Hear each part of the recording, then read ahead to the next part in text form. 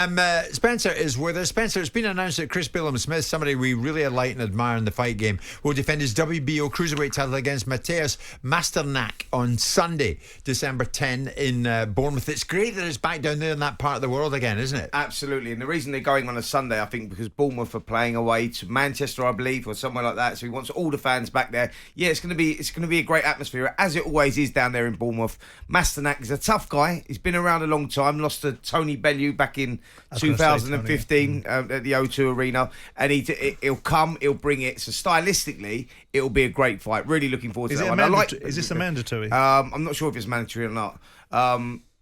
Yeah, but stylistically, it'll be a great fight. It will be a great fight. Why have we, just out of curiosity, why has Boxer gone down this route rather than a rematch against Lawrence Okoli? I'm glad you asked that. Lawrence Okoli's decided to step aside and allow this voluntary to happen. Has he? Yep, so they've had that conversation because Lawrence has got maybe other options of fighting for another title. If not, he fights the winner anyway. So I think it's all about whether Lawrence would be ready in time. December the 10th is quite soon, and maybe he's not prepared. Has he been injured? I mean, I don't believe he has. I don't believe he has, but I know the conversations have been that Lawrence has decided to allow this voluntary to go on for whatever reason it is, but he gets the winner. It was good to hear from Frank Warren out in Riyadh. He's a promoter who still speaks to us. Eddie Hearn still speaks to us as well, I think.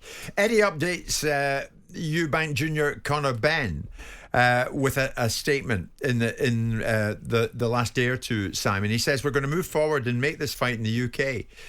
This week we're going to try and get it over the line December 23rd or January. How are they going to do it? He said if we stage the fight in the UK or Callum Sullivan stages the fight in the UK, hopefully the British Boxing Board of Control will be the commission who sanction it.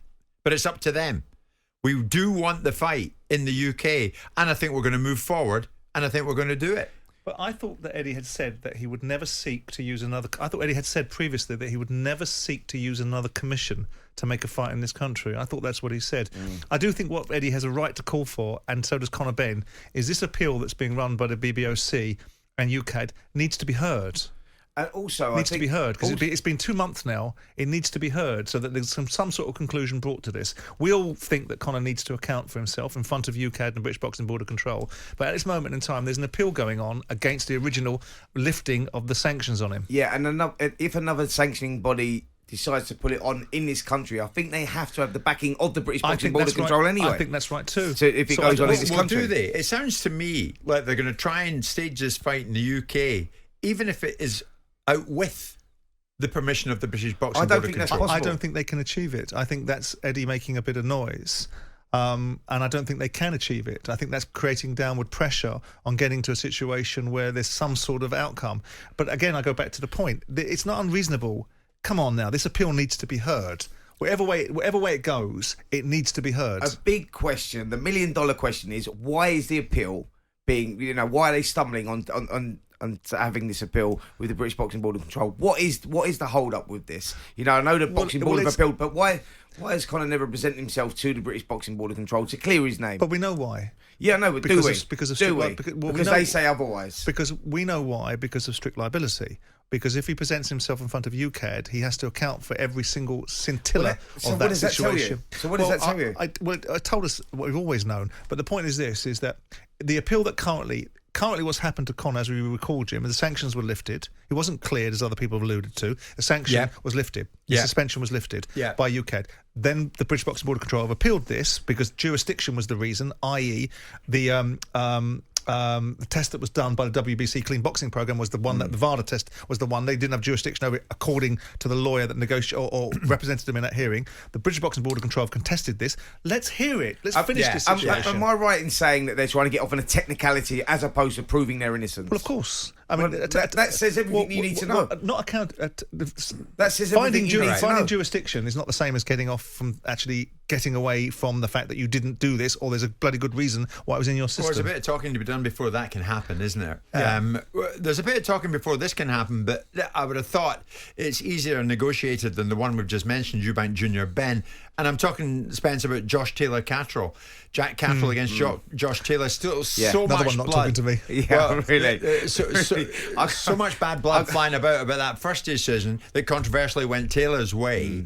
Hearn is saying that it's the right fight for both fighters, and according to him, there are now plans for a grudge rematch in 2024. We want to see it. It is the right fight for both fighters because, you know, I think that Josh Taylor handled that terribly with the decision going his way. He should have said, the boxing gods were with me. I got lucky tonight. It happens. Yeah. And then, it would have gone. But it was the manner that he conducted himself afterwards.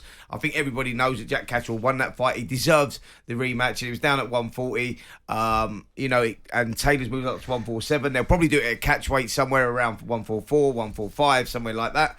But we need to see the fight again, and Catterall needs to be given the opportunity. You want to see against Spence. You want to see it. Absolutely. Yeah. Absolutely. It was a great fight. Two great fighters. It's interesting because I don't think if Josh Taylor had beaten TFMO Lopez, he would be taking this fight possibly with Jack Catterall because he's on the back of a loss and because of the background noise and because there's money in this fight I do feel for Josh Taylor a little bit because of the way that he handled the way that decision went, because he was one of the best pound for pounds, or is one of the best pound for pound fighters that this country has produced. Or Scotland has produced.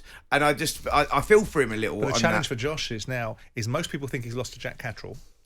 He's now lost to TFMO Lopez, so he's on the back in most people's minds of two losses. Yeah. And I think this will be a brilliant fight. I think Eddie's right. I think it'll be a brilliant fight. Yeah, I think so too. So would this, because this week, Spencer, we know that Deontay Wilder has called out AJ. What do you think is likely to happen there? I mean, so far we've heard nothing but. Yeah, but listen, I think that because of the undisputed being signed, it has forced all the other heavyweights to make the big fights. Deontay Wilder, I saw the interview actually with Deontay Wilder, and he's saying, look, come on, Josh, let's just get this on now. Put all the politics aside, let's make the fight happen. We need that fight to happen. I think that Anthony Joshua, forget all these, all this, we need another 3 warm-ups and rare. Let's get this fight happening. Have you heard from Joshua? I've not heard from Joshua. I know that they're talking about Anthony Joshua boxing in December. Let's go for Zhale Zhang. Let's a fight, a little bit of history between them two. Boxing 2015. Joshua narrowly won that fight, 15-11, had Zhang on the floor. Be an interesting rematch right now. Zhang's stock has risen after the 2 victories over Joyce. Let's see that fight if you can't make the Deontay Wilder fight now. And let's see Deontay Wilder in the spring. Joshua's been around a long time now. 2-time world heavyweight champion. If you look at his record, you look at his CV, Olympic gold medalist, world silver medalist, etc. We know that whole journey. Let's make the fights that we need to see now. Forget all these warm-up fights.